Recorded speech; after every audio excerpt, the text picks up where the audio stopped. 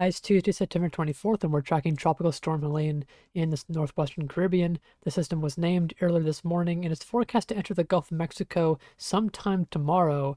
And once it does so, we're expecting intensification pretty much up to landfall in Florida sometime Thursday night on current expectations. And it's likely that the system will get pretty strong and may get near major hurricane intensity, that being Category 3 or higher, as it approaches the coastline. Now, so far today, Helene has been struggling in the face of some still persisting southwesterly shear. We do have a weak upper trough still sitting over the southern Gulf of Mexico and northern Yucatan Peninsula, but this is weakening and moving back towards the west, and we're likely seeing now some effects of that shear decreasing. You can see that throughout the afternoon hours, convection has become more widespread over the center of circulation, and as a result, this should allow in pressure falls and the development of an intercore structure, which can allow it later on to intensify as a hurricane. Now, right now, there is a little bit of uncertainty on exactly what's going to happen in the next day when it comes northwest. There's a bit of a model spread, and it's going to be a very sensitive forecast near, say, Cancun in the northeastern part of the Yucatan Peninsula. I'm going to show you some of these models right now. Let me go back to the beginning of this, and you can see we have two camps basically with the hurricane models. One camp is like the HWRF and the HMON. They're showing the system getting better organized this evening and into the day tomorrow. And as a result, the system is able to miss the coast of the Yucatan Peninsula. While as the HAPS model, this is HAPS A and B, both show the system coming into the northeastern part of the Yucatan Peninsula as the system is weaker. And you might ask, why is that the case? Well, it has to do with the verticality of the system's center.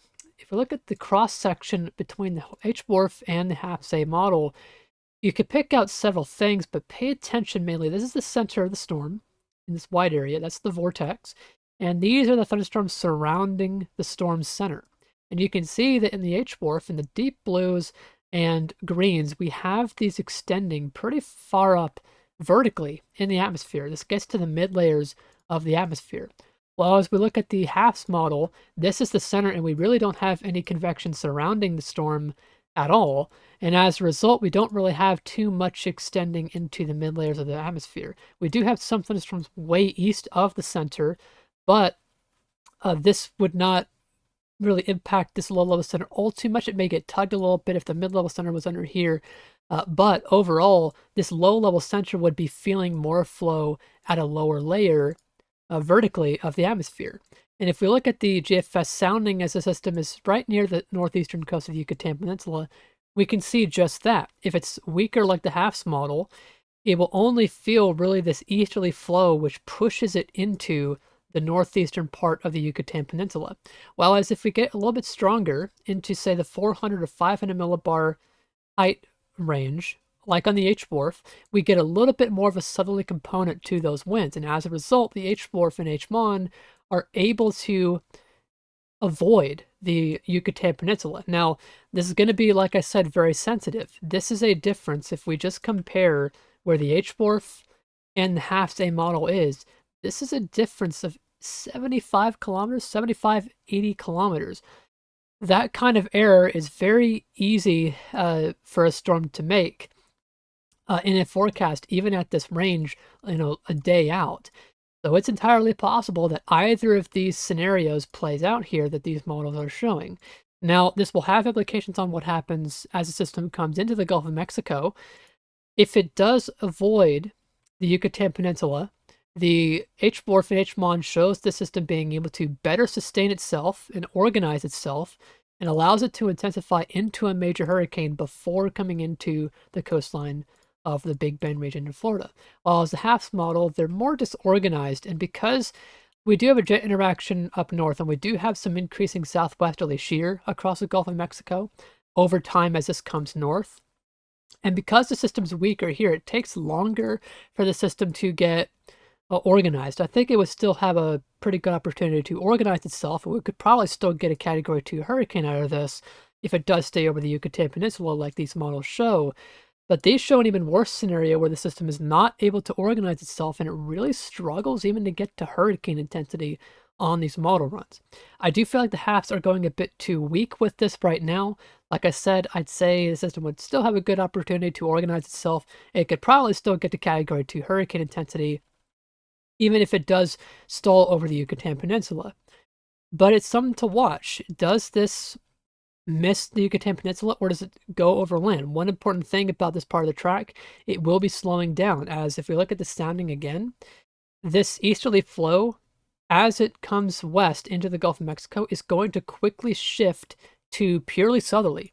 So this is going to cause the storm to slow down, and that's why you see on the HAFs model, this really just sits over the Yucatan Peninsula on the model all day on Wednesday. It doesn't come off until late evening on Wednesday. And so even if this is a small part of land, if it stalls over that, that could absolutely cause that significant disruption that we see on these models. This is a very much a nowcast type thing.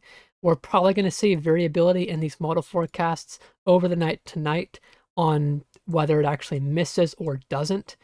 And once we're here, say tomorrow evening, and we see where the storm is relative to the Yucatan Peninsula, then we'll have much more confidence on exactly what we're going to see in the Gulf of Mexico once the system gets there. Now, I will say, this does look better organized than, say, the HAFs models are wanting tonight. And if this can persist, this may be that opportunity for the system to avoid the coast and come into the Gulf of Mexico and intensify into perhaps a major hurricane, which is still the current expectation by the Hurricane Center.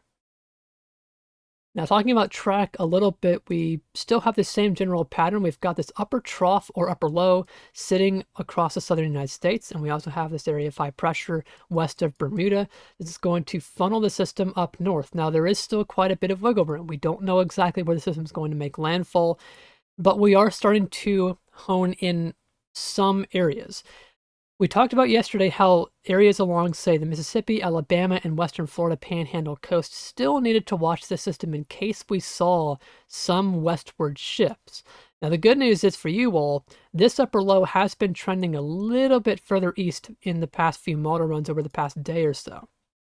Because of that, we're now able to say confidently that areas in, say, coastal Mississippi, Alabama, and western Florida panhandle are probably taken off the list for potential landfall spots. Say, west of Destin, you're probably safe landfall-wise.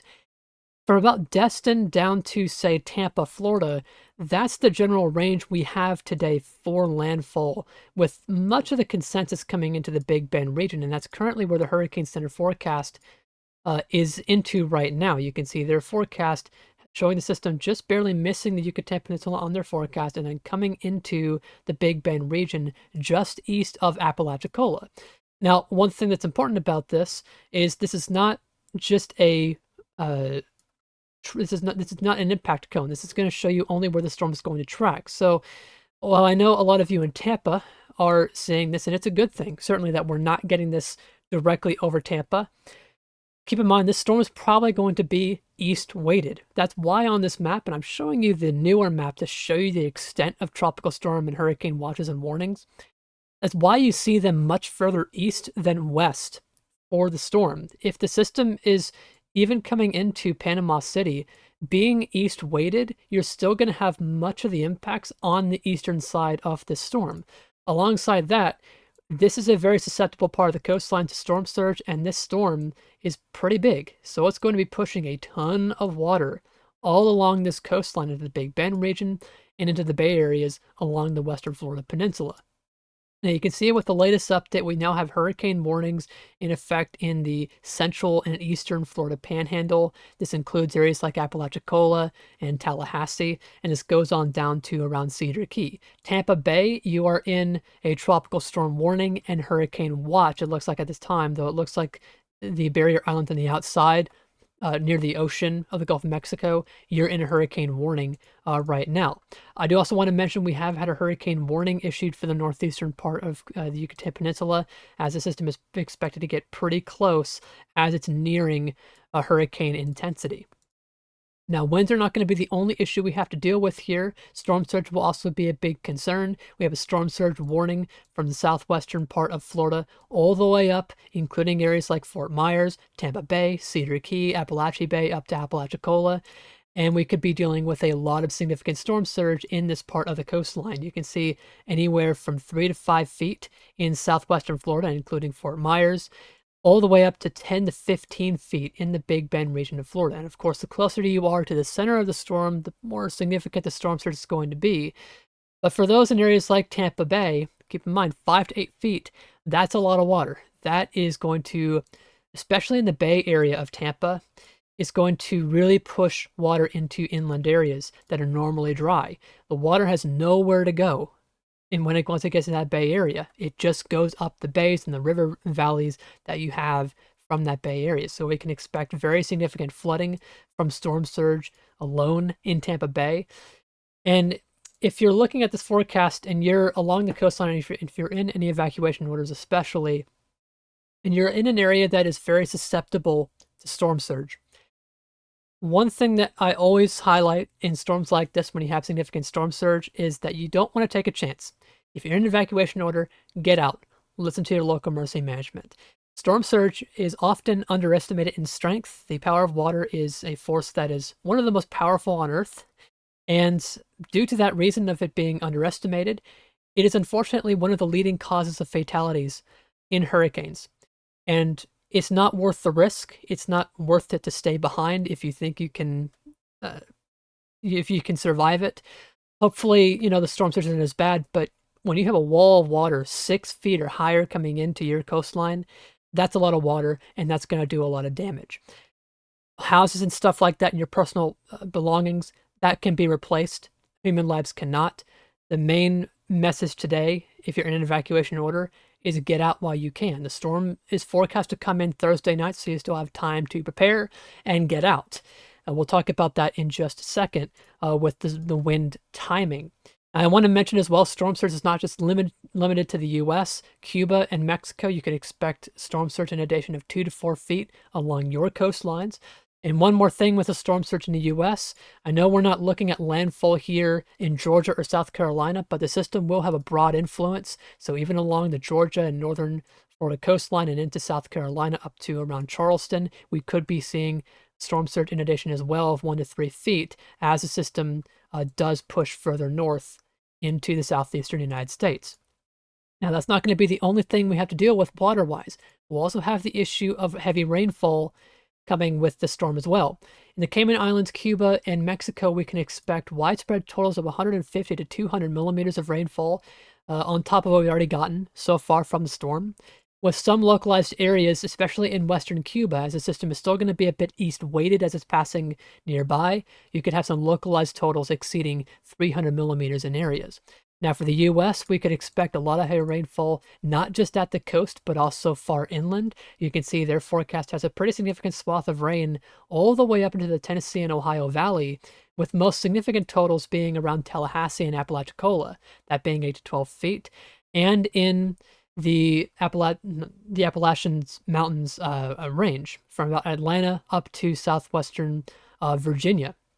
We could be looking at a widespread total of 8 to 12 inches, some areas exceeding a foot of rainfall in this mountainous terrain, especially here. This is a very big concern because you could be looking at mudslide issues and flooding issues as well with that high topography. It does not take much rainfall in high topography areas like this to make flooding issues. And I know for a lot of areas here in the Tennessee and Ohio Valley, we do need the rain. We are in a bit of a drought, but too much of a good thing at once can be bad, and we really do not need any flooding issues right now. We need the rain, but we don't need flooding issues. So if you're in these areas further inland, keep in mind this is not just a coastal threat, and if you are put under any flash flood alerts from your local National Weather Service office, make sure you're taking necessary precautions. I'll leave a link to the National Weather Service homepage in the description below, so you can click on exactly where you are. It'll take you to your local National Weather Service office,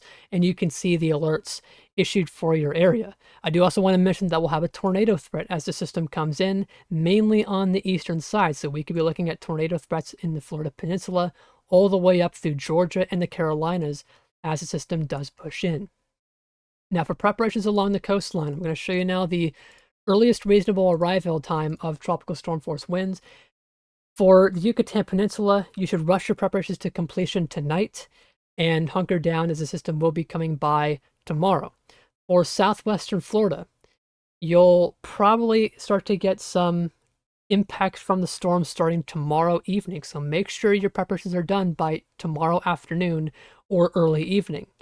Along areas further north, from say Tampa all the way to Panama City and Destin, conditions are going to start deteriorating on Thursday morning for the system. And if you're in evacuation order, you need to be out, I'd say, by about that time. You need to have your preparations done by latest Wednesday night, so you can at least have time on Thursday to evacuate if you are evacuating. And of course, like I said, it's highly recommended that if you're in an evacuation order to evacuate, as storm surge impacts are not something to take a chance with. Now, also I want to note, inland in Georgia, you'll note that on this forecast we have a hurricane warning, as the system is going to be moving pretty fast, and hurricane force winds will likely remain with the system as it moves inland. We could be looking at those winds coming in sometime Thursday afternoon on this forecast. They don't have a time frame, but I imagine this would be Thursday afternoon, because we're expecting landfall sometime on Thursday evening in the Florida Big Bend region. So make sure you're preparing for that as the system does come in. That's all I've got for today on Helene. I'll have more videos throughout the rest of the week as the system comes towards the coast. I'll leave links to the National Hurricane Center website and the National Weather Service website as well in the description, so you can get all the preparation info you need as the system approaches. And stay safe in Mexico and Cuba as our storm pushes through. That's all for now. Thanks for watching.